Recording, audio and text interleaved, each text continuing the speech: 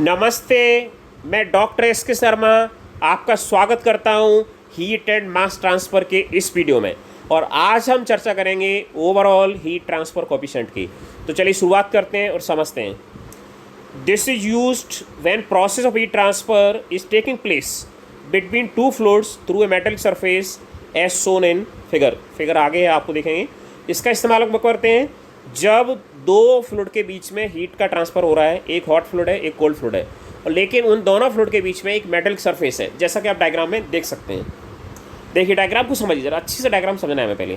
यहाँ आपको एक मेटेलिक सरफेस नज़र आ रही है जो येलो कलर की है, उसकी थर्मल कंडक्टिविटी के सबसे ऊपर लिखी हुई है, और इसके लेफ्ट में एक हॉट फ्लूइड है जिसमें डॉट डॉट डॉट आपको ग्रीन डॉट नज़र आ रही है। इसके राइट में जो है एक कोल्ड फ्लूइड है जिसमें आपको ब्लू डॉट नज़र आ रही है, राइट। तो और हीट क्यू का फ्लो हो रहा है, क्यू आपको दिख रही है, लेफ्ट में एंट्री कर रही है और राइट से बाहर जा रही है। जो क्यू है हमारी वो हीट ट्रांसफ़र रेट है। हॉट फ्लूइड फ्लो में आपको दिख रही है, कोल्ड फ्लूइड फ्लो में आपको दिख रही है। ऑरेंज कलर से आपको एक कर्व दिख रहा है, ये टेम्परेचर प्रोफाइल है। टेम्परेचर प्रोफाइल को जरा हम देख लेते हैं। सबसे पहले हमारा THF temperature of hot fluid, फिर है T1 temperature of surface 1, surface 1 आपको दिख रही है।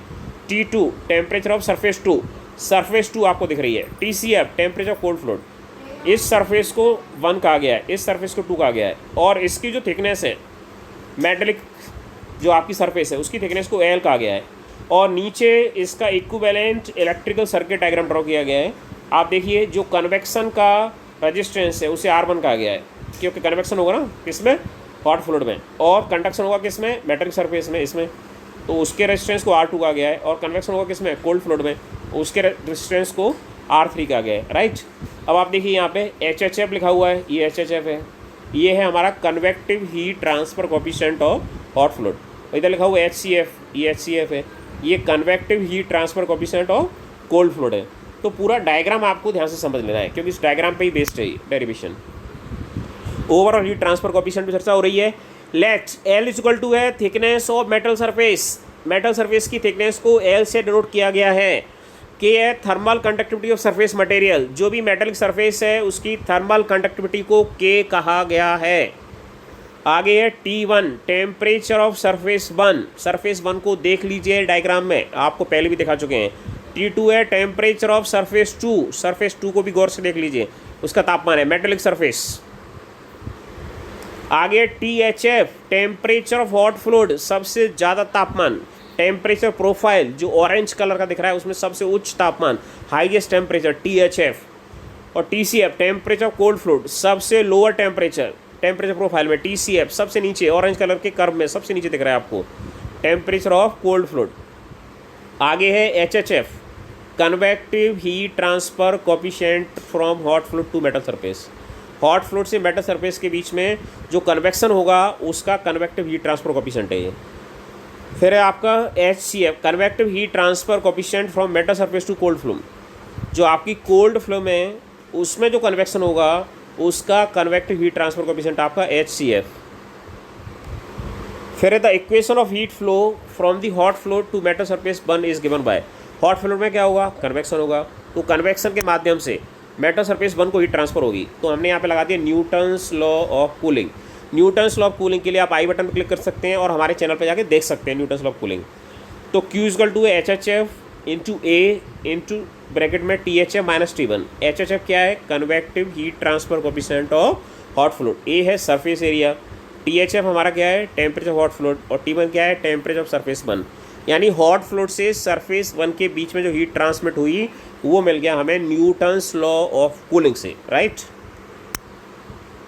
अब the equation of heat flow from the metal surface 1 to metal surface 2, metal surface 1 से मेटल सरफेस 2 पे जो हीट ट्रांसमिट होगी भैया वो किससे होगी, वो होगी कंडक्शन से। तो यहाँ लगा दिया हमने Fourier law of conduction, Q equal to KA T1 minus T2 upon L, ये लग गया यहाँ पे कंडक्शन की इक्वेशन, राइट। अब तीसरा है हमारा कोल्ड फ्लूइड में जो ट्रांसमिट होगा, the equation of heat flow from the metal surface 2 to cold fluid is given by, जो मेटल सरफेस 2 है उससे कोल्ड फ्लूइड को जो हीट ट्रांसफर होगी हमारी वो किससे होगी, न्यूटन्स लॉ ऑफ कूलिंग से होगी। क्यों होगी भाई, क्योंकि न्यूटन्स लॉ ऑफ कूलिंग हमारा कन्वेक्शन के लिए। तो कितनी हो रही है, Q equal to HCF into A into T2 minus TCF। ये तीन इक्वेशन हमारी, इन तीनों में टेम्परेचर को हम किसके टर्म में लिखने वाले हैं, Q और जैसे यहाँ पे देखें T2 माइनस TCF को हम क्या लिख पाएंगे, वो लिख पाएंगे Q upon HCF into A। तो ऐसा ही हम तीनों में करने वाले हैं, राइट। Rearranging above 3 equations. तो पहली इक्वेशन को हमने किया किसकी वाली की, हॉट फ्लूइड वाली को। तो हमें क्या मिला, THF minus T1 is equal to Q upon HHF into A। और दूसरी कंडक्शन वाली है T1 minus T2 is equal to Q into L upon K। आप देखिए अगर इन दोनों को ऐड करते तो क्या होता है, T1 से T1 कटता, तीसरी को ऐड करेंगे तो T2 भी कट जाएगा। तो तीसरी इक्वेशन हमारी आगे है, ये किससे मिली हमें, ये मिली कोल्ड फ्लूइड से। T2 minus TCF is equal to Q upon HCF into A। इन तीनों को ऐड किया हमने, adding equations 1, 2 and 3 we have, क्या मिलता है हमें, THF minus TCF temperature of hot fluid minus temperature of cold fluid is equal to Q bracket में 1 upon HHF into A plus L upon K plus 1 upon HCF into A। ये bracket बंद है।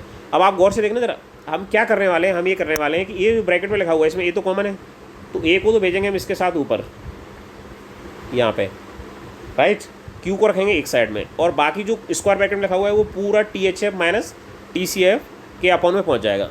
कैसे जरा देखें, इस तरह से। और we can write Q is equal to A, अभी समझाया हमने आपको पिछली स्लाइड में, into THF minus TCF upon में 1 upon HHF plus L upon K plus 1 upon HCF। ये इक्वेशन मिल गई है हमें किसकी, ये जो कंबाइंड इक्वेशन मिल गई है।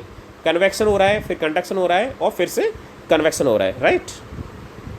If U is overall heat transfer coefficient, overall मतलब जो हीट ट्रांसफर हमारा कन्वेक्शन, कंडक्शन और कन्वेक्शन, तीन चीज़ें हो रही हैं। तीनों के लिए अगर हम ओवरऑल हीट ट्रांसफर कोएफिशिएंट माने U को, तो Q बराबर क्या होगा हमारा, Q बराबर होगा, आप देख सकते हैं Q बराबर होगा area into THF into TCF into U।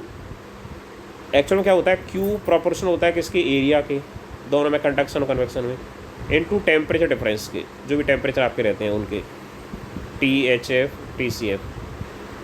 तो अगर प्रोपोर्शनलिटी आप हटाएंगे तो उसकी जगह आएगा हमारा क्या, हीट ट्रांसफर कोएफिशिएंट आ जाएगा, जिससे कहा गया ओवरऑल हीट ट्रांसफर कोएफिशिएंट। अब इन दोनों को आप कंपेयर कीजिए, इन दोनों को हमने कंपेयर किया तो U की वैल्यू आपको नजर आनी चाहिए। U की वैल्यू क्या नजर आ रही है, जो इसके डिनोमिनेटर में लिखी हुई है वो नजर आ रही है।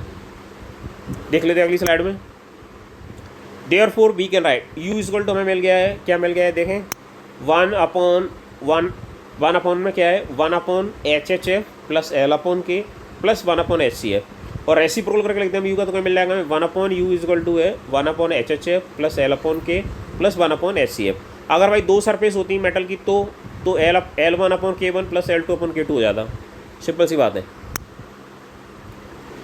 Here U is known as overall heat transfer coefficient and it is defined as amount of heat transmitted per unit time, per unit area, per unit degree temperature difference between bulk fluids on either side of the metallic surface।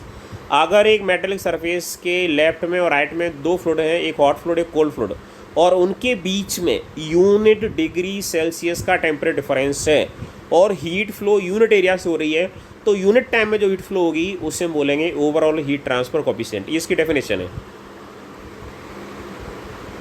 Thank you very much for watching my video. Please like this video and share this video. और आपको कोई question है, कोई doubt है, कोई query है, तो उसे आप कमेंट सेक्शन में लिख के बता सकते हैं। और अपने ज़्यादा से ज़्यादा फ्रेंड्स को वीडियो शेयर करें ताकि वो भी अपना सिलेबस कवर कर पाएँ। और आपको किसी मनपसंद टॉपिक पे वीडियो चाहिए तो आप बता दीजिए, वो वीडियो आपको अवेलेबल करा दिया जाएगा। वीडियो देखने के लिए आपका बहुत बहुत धन्यवाद। जय हिंद, जय भारत।